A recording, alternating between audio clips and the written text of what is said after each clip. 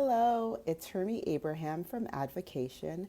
Advocation is an employment law firm that helps employers and employees resolve problems in the workplace.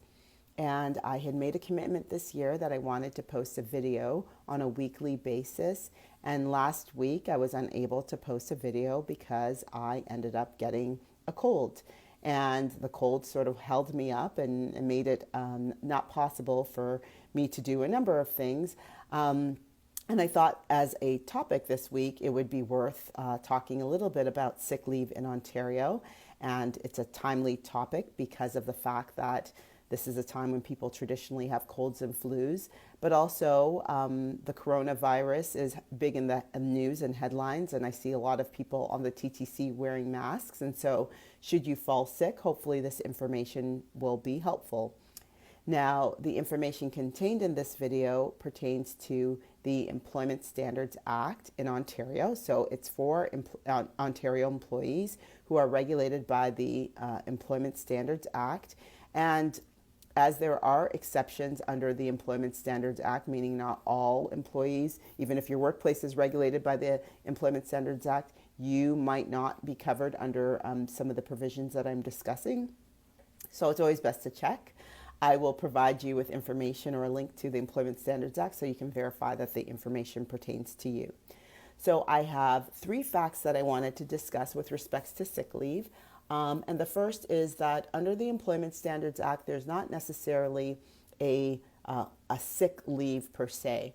The Employment Standards Act has personal leave days, and it allows employees, regardless of the size of the workplace, to have 3 leave days per year.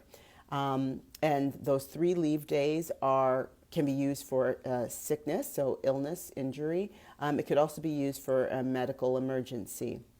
And so those are the days that are prescribed or ones that employees are entitled to in Ontario under the Employment Standards Act.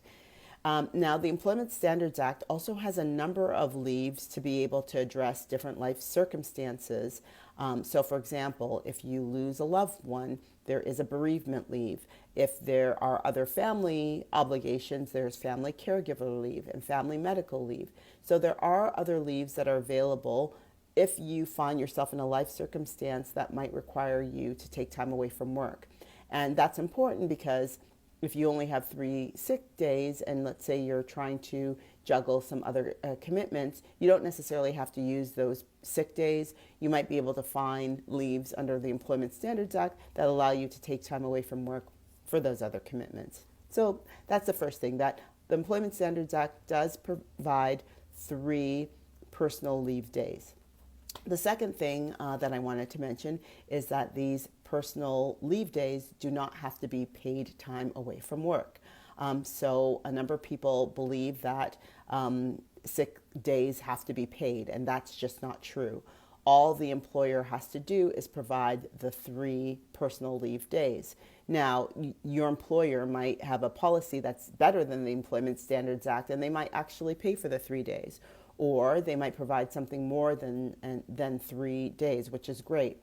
But understand that under the law, it's not required. And if your employer is doing that, great. You can expect that, but it's not an obligation for them to provide pay or provide anything more than 3 days.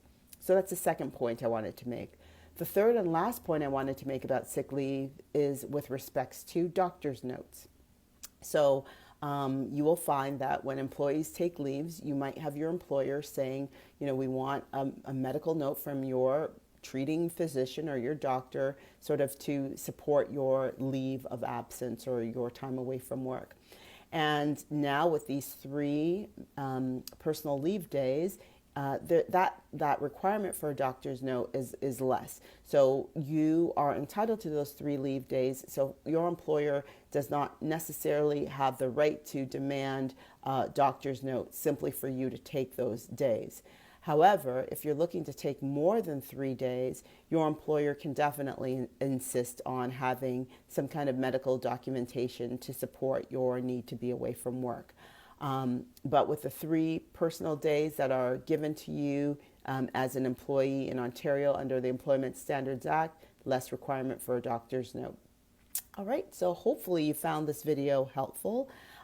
If you are sick, hopefully this information will shed some light on what you can and can't do and what you can expect.